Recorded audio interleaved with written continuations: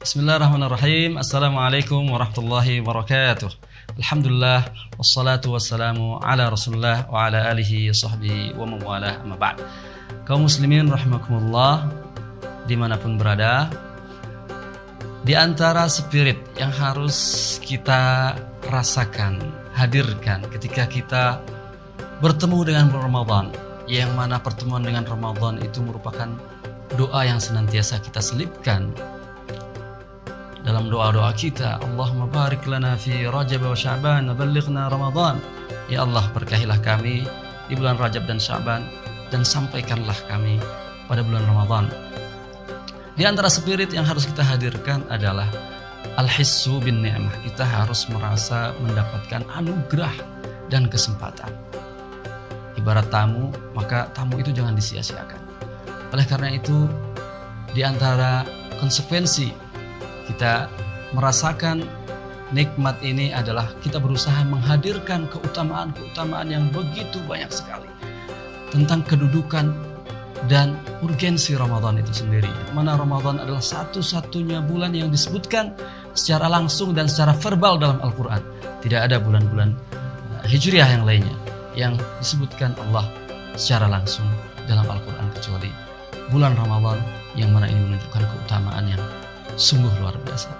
Di antara hadis dari sekian hadis yang banyak sekali, dan di antara keutamaan dari sekian keutamaan-keutamaan yang ada tentang Ramadan, saya ingin menyebutkan salah satu hadis yang diriwayatkan oleh Imam Ahmad dan Ibnu Majah dalam sebuah riwayatnya yang diriwayatkan oleh seorang sahabat agung yang dijamin masuk surga, Talhah ibnu Ubaidillah, meriwayatkan bahwasannya beliau bertemu dengan dua orang sahabat yang keduanya itu masuk Islam.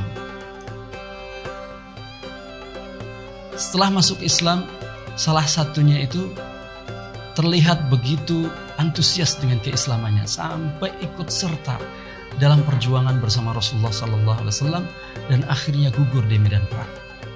Suatu hari, suatu malam, Talhah ibn Ubaidillah ini bermimpi dalam sebuah mimpinya. Dia dihadapkan pada surga begitu indahnya dan melihat kedua sahabat tersebut yang sudah ikut antrian masuk surga. Lalu tiba-tiba muncullah malaikat yang menjaga surga dan mempersilahkan kepada salah satu dari sahabat, yang sahabat itu sebelum peristiwa mimpi ini adalah dia tidak gugur, ya. Dia tidak gugur. Hanya salah satunya saja yang gugur.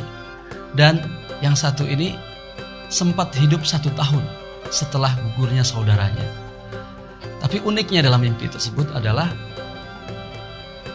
penjaga surga tersebut mempersilahkan kepada seorang sahabat yang justru tidak gugur di medan perang. Dipersilahkan dia, lalu setelah itu tidak lama keluar malaikat dan mempersilahkan kepada saudaranya yang gugur di medan perang.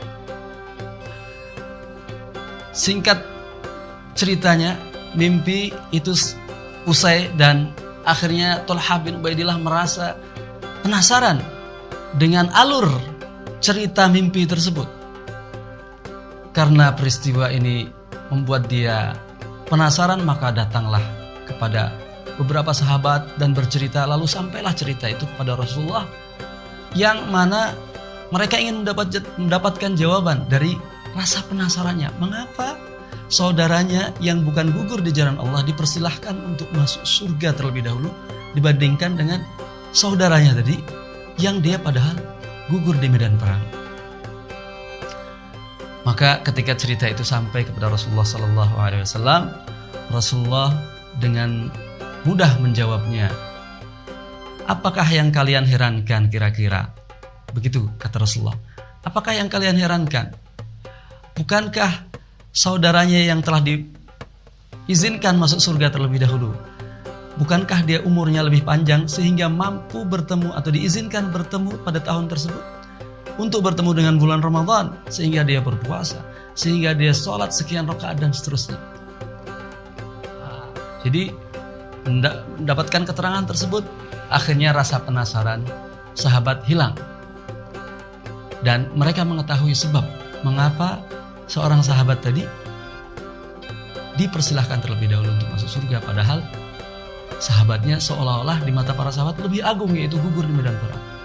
Maka ini adalah salah satu hadis yang menjelaskan betapa orang yang mendapatkan kesempatan bertemu dengan bulan Ramadan adalah juga berarti Allah memberikan kesempatan seluas-luasnya kepada dia untuk mendapatkan derajat al-ula minal jannah, derajat tinggi di surga, yang dia bisa melakukan segala bentuk kebaikan dan keutamaan-keutamaan yang dijanjikan untuk orang yang mengisi dan menghidupkan bulan Ramadan dengan penuh ihtisaban wa iman, dan penuh keimanan dan penuh dengan mengharapkan pahala dari Allah Subhanahu wa taala.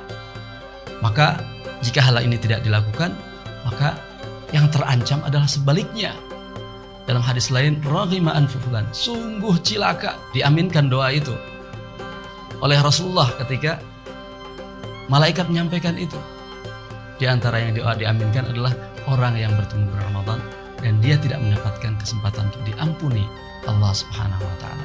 Marilah kita hadirkan semangat